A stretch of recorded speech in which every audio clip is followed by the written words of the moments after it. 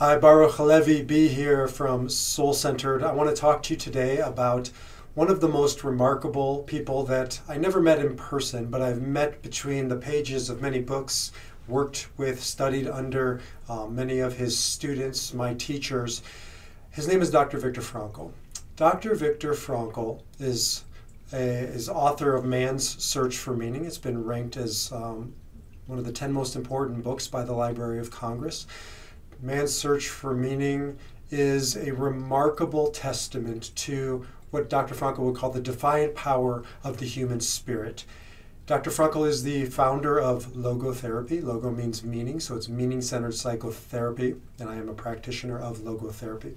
I want to share with you about this remarkable man and this tremendous contribution that he's made to psychotherapy and to the world around meaning. So Dr. Frankl was born at the beginning of the previous century, and he was a psychiatrist prior to the Holocaust. The Holocaust, of course, erupted in Europe and destroyed so much of this man's life. His wife, his parents were murdered, his siblings, his entire community, or most of the community. He was then incarcerated, like so many Jews during the Holocaust, into concentration camps and death camps.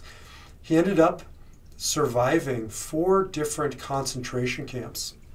And during this time, his idea of logotherapy wasn't born. It was born prior to that, but it was tested.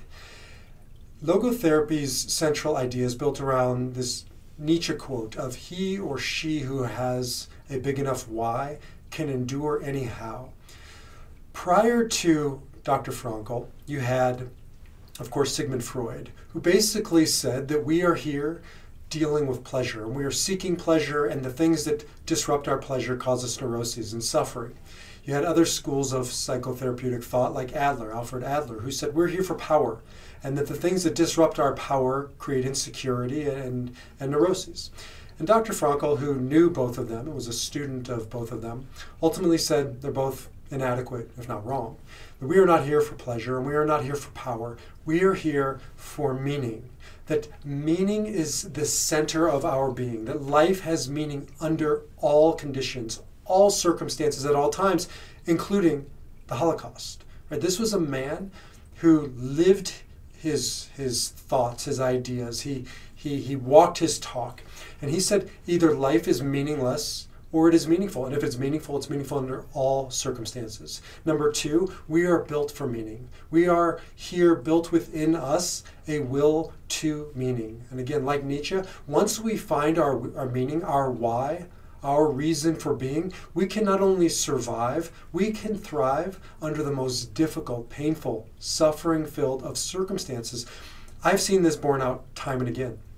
For nearly 2 decades, officiated in funerals as a rabbi. I counted roughly over 500 of them, and this was the difference maker between those who didn't merely survive, but those who survived and thrived, was those who had meaning at the center of their lives, a why to live for. It could be a child, a spouse, somebody else. It could be for a cause. There's 1,000 whys, and each of us has our unique why, our unique meaning that we're called to live out. It can be multiple meanings, by the way. Dr. Frankl talks about the meaning of the moment. And in the situation that we're in, no matter how difficult or dark it might be, there is a meaning buried within that moment for us to go discover, not to create. It isn't just us creating meaning, it's finding the meaning in that moment. And all of those moments and the subsequent moments add up to ultimate meaning. And you can really look at your life as a series of meaning of the moment and discovering it and moving on to the next one and the next one and start to kind of weave the meaning narrative throughout your life, creating ultimate meaning. But the bottom line is this man tapped into what I and so many others have intuited. I never was able to articulate it like he certainly has been. And once I found it, I realized that this is my meaning, to teach people how to live a life of meaning discovery and finding and articulating their why. And so that's really what he did in logotherapy, and that's what it exists for. There's always meaning, that we are built for meaning, that the purpose of our being here is to discover the meaning of the moment and ultimately weave it into the ultimate meaning of our life. And so many other logotherapeutic ideas, but I'll end with this one because it's a deeply important one as well. And that is that we are not simply bodies, and we're not simply psyche, right? The somatic and the psychic, the body and the mind and the emotions are what we do. It's not who we are, right? I am not the flesh suit, as another teacher of mine, Wayne Dyer, says. I'm something more than what you see, than the changing flesh in front of you that's changed dramatically over the year. I used to have more hair, used to look different.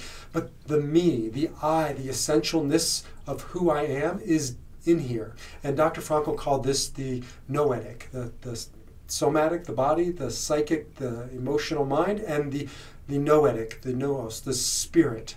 That you and I are a spirit. We have a body, but we are a spirit. We are a soul. And that spirit, that soul, is always untainted and untouched. It is always whole. So we're not here to become something we're not. We're here to return to what we are, what we always were and always will be, the soul.